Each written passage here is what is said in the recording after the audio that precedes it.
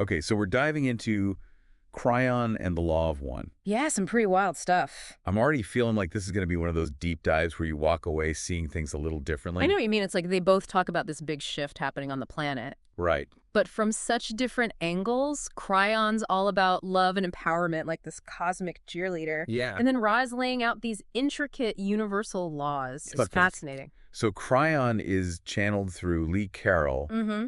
He's presented as sort of this angelic being, right? Yeah, you could say that, and the messages are very uplifting. Yeah. Very focused on love and humanity's potential, like Kryon saying, hey, things are changing fast, but you got this. Okay. You're more powerful than you realize. And he talks about the Earth's magnetic grid Oh, yeah.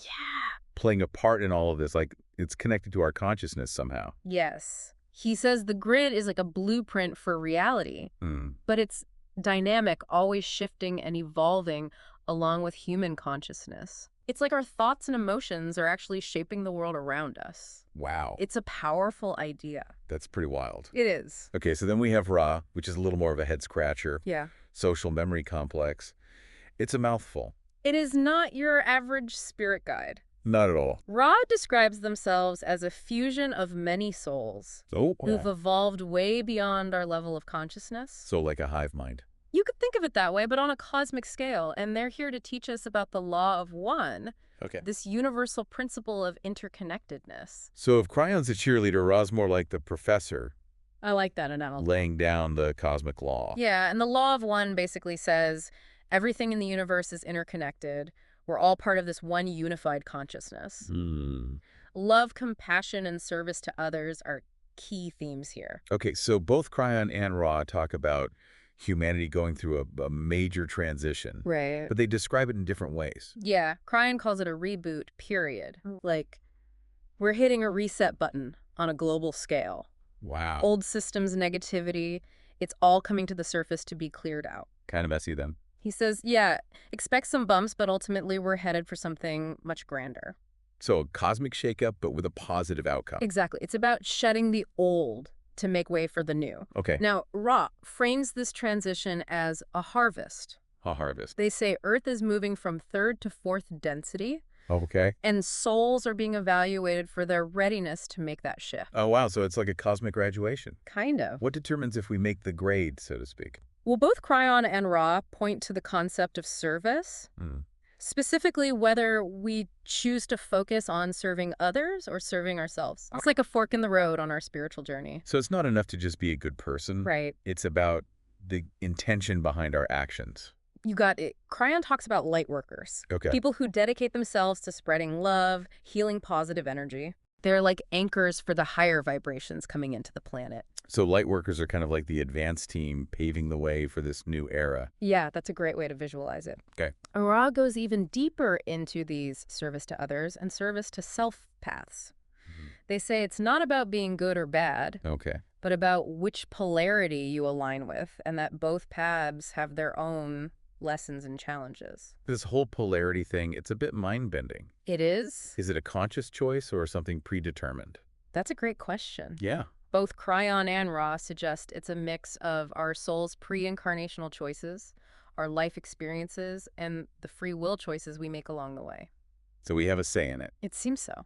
Okay, so we've got these two entities both talking about a big transition for humanity and the importance of aligning with service. Right. What else makes them unique? What are some of the standout concepts each one brings to the table? Now we're getting to the juicy stuff. Okay. Let's start with Kryon. He's got these fascinating teachings about DNA activation, co-creations, the power of our thoughts to shape reality. Right. And, of course, the magnetic grid we talked about earlier. This DNA activation sounds especially intriguing. Yeah, Like we're carrying around this untapped potential within us. exactly.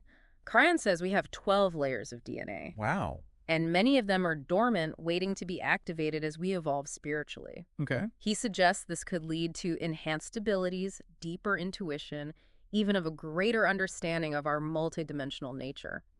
Imagine Like, the possibility. so we're not just evolving on a soul level, but even our physical bodies are changing. That's what Kryon suggests. Wow. And then there's co-creation, this idea that our thoughts, beliefs, and intentions can actually shape our reality. Right.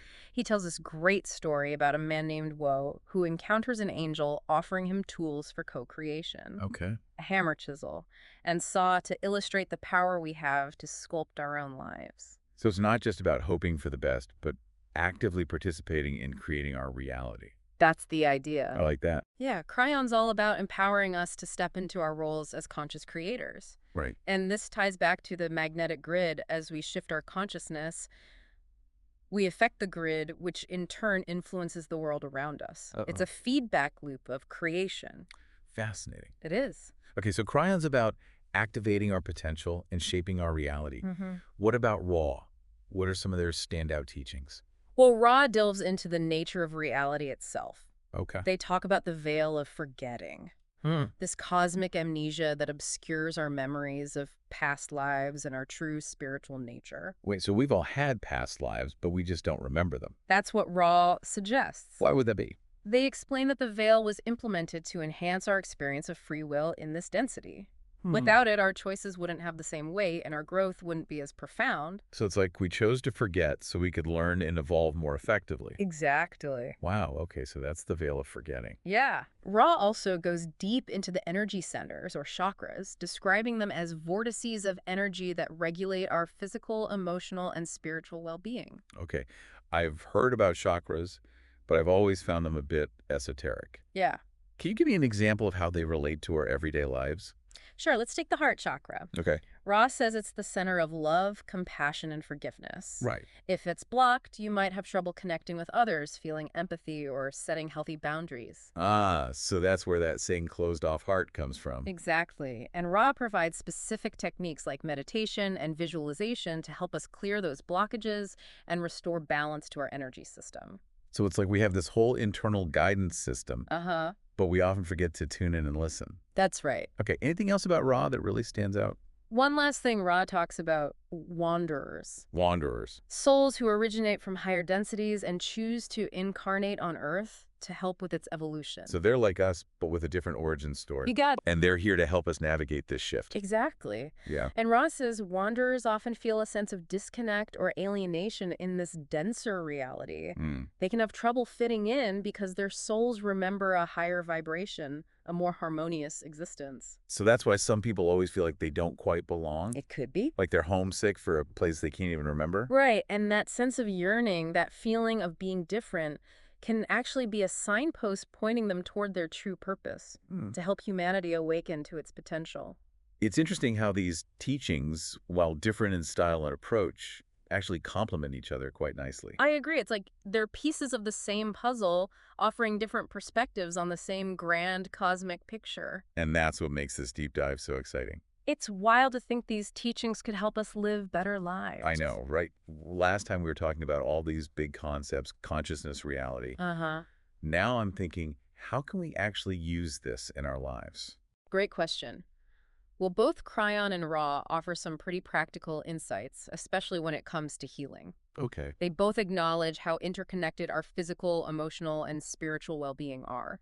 So it's not just about treating symptoms, but addressing the root cause. Yeah. Which often lies in the energetic realm. Exactly. Kryon, with his focus on DNA activation, Right. suggests we can unlock healing potential within our very DNA. As we evolve spiritually, he doesn't lay out a step-by-step process. Yeah. But he implies that our spiritual growth can directly impact our physical health. So it's like our bodies are catching up to our evolving consciousness. That's what he's suggesting. Pretty amazing. Does Yeah. Ra offer a similar perspective? Ra approaches healing through a more structured lens. Yep. They provide detailed descriptions of the energy centers, the chakras, and how to work with them to promote balance and well-being. Or we talked about the heart chakra earlier. Yeah. What are some other examples of how these energy centers relate to our health and well-being? Let's look at the solar plexus chakra. Okay. Ra says this energy center is all about personal power, self-esteem, confidence. Right. If it's blocked or imbalanced, you might experience digestive issues, feel anxious or insecure, or struggle with asserting yourself. Oh, wow.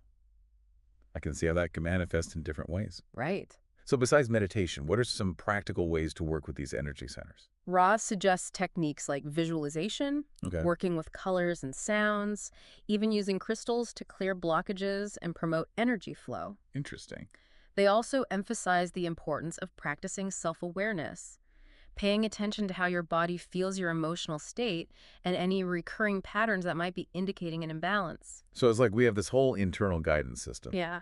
but we often forget to tune in and listen. Exactly, and both Kryon and Ra agree that one of the most potent healing forces is love. Hmm.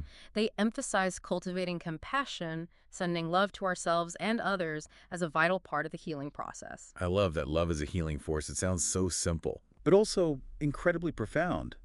But what does love actually mean in this context? Good question. For Kryon, love is a vibrational frequency, Mm. a state of being that transcends our ego-driven perceptions. Oh. He says it's the most powerful force in the universe, capable of transforming individuals and even influencing global events. So it's not just a feeling, but an actual energy that can create change. That's the essence of his message. Now, Ra defines love as the fundamental principle of unity and interconnectedness. Hmm. It's the energy that binds everything together, the creative force behind the entire universe. So for Ra, love is a very fabric of reality. Exactly. They see love as the driving force behind evolution, the catalyst for spiritual growth, and the key to unlocking our true potential as beings of light. It's like we're being reminded that love is not just about romantic relationships, but a cosmic principle that permeates all of existence. Exactly. And both Kryon and Ra emphasize aligning with love not just in our personal lives, but in how we interact with the world around us.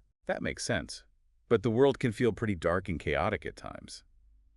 How can we possibly bring more love into such a challenging environment? Kryon encourages us to become beacons of love in our workplaces, communities, and families. Oh. He says that even small acts of kindness and compassion can have a ripple effect, spreading positivity and uplifting those around us. So it's about being the change we wish to see in the world. Yeah, Walking the walk, not just talking the talk. exactly. And Ra reminds us that every act of service to others is an expression of love.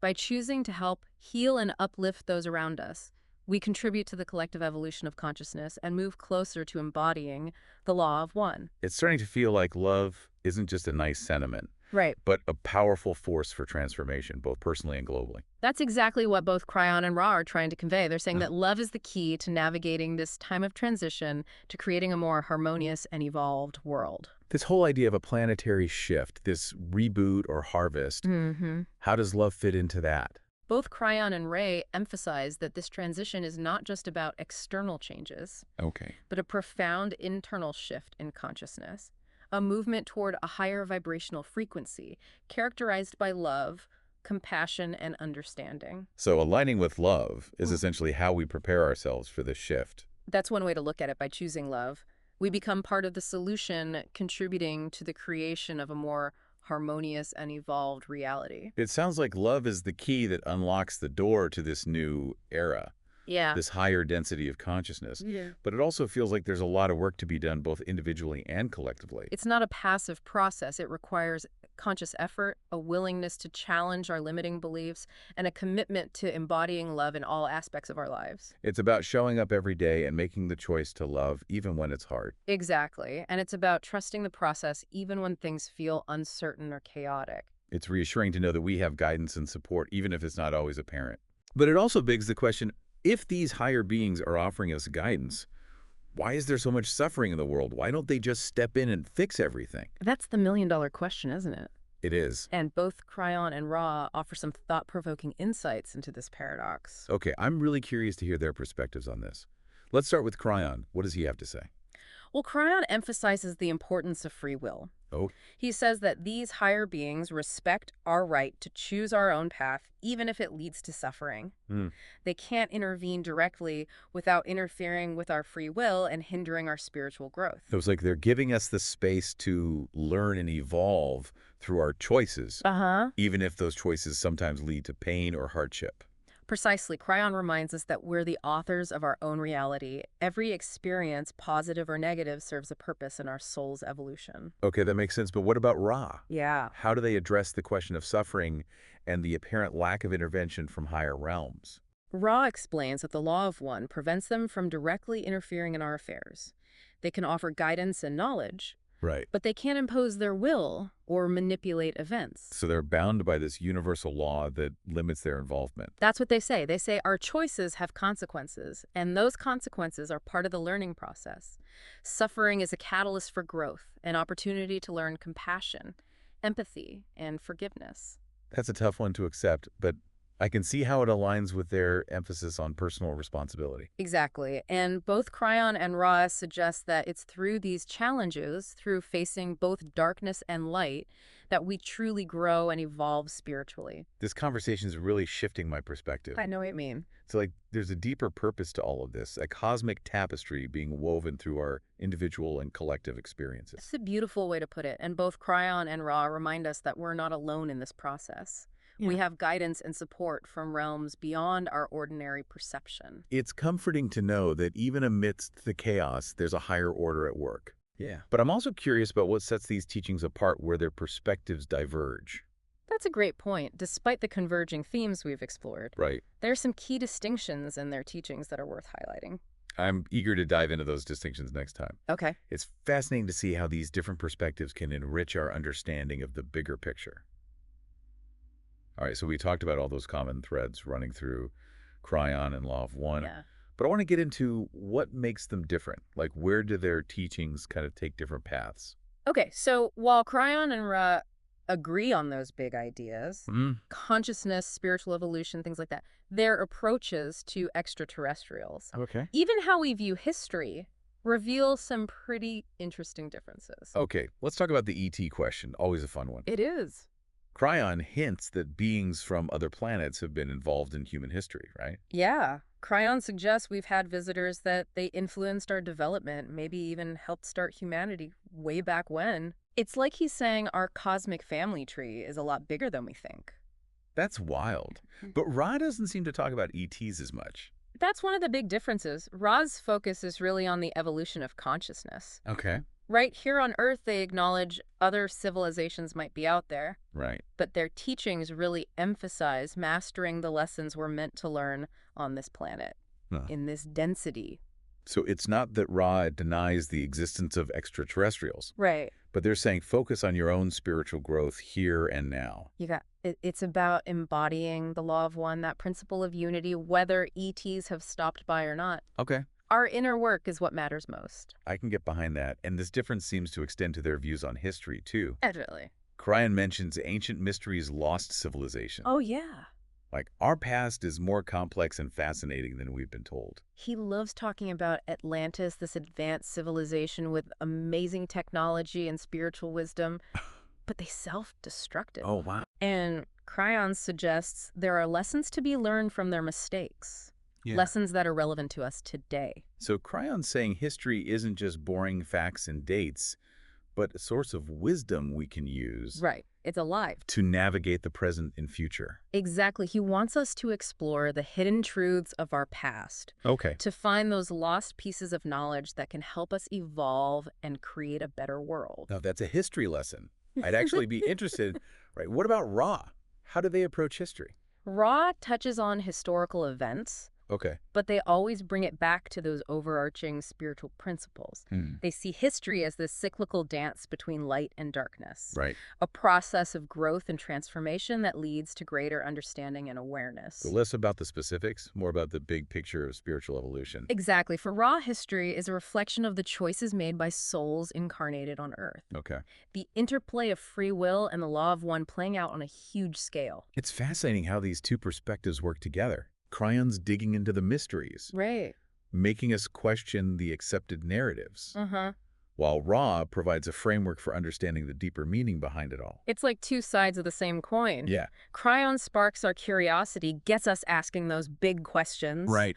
While Ra offers a lens to make sense of the chaos and see how everything's connected. Wow, this has been a journey. It has. It's incredible how these different teachings can work together to offer a richer understanding of these really complex topics. That's the beauty of it. And remember, this is just the beginning. Both Kryon and the Law of One offers so much to explore, Totally. so many insights to ponder, and practices you can actually integrate into your life. Absolutely. It's up to each of us to keep diving deeper, keep Ah, exploring these mysteries of consciousness, uh-huh. and apply these teachings in our own ways. That's the key. Well, until next time, keep those minds open and those hearts receptive. Yes. The universe is full of wonder waiting to be explored.